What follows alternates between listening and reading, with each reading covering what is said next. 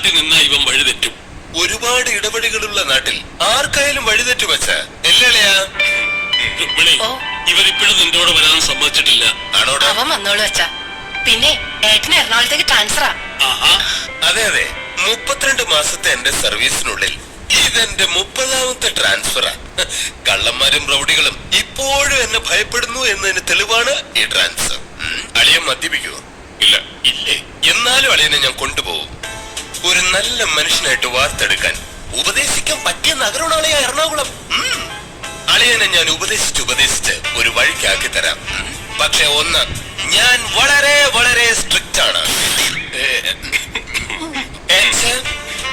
അച്ഛൻ 3-4 മാസം കഴിയുമ്പോ അങ്ങ് എറണാകുളത്തോട്ടൊന്ന് വരണം.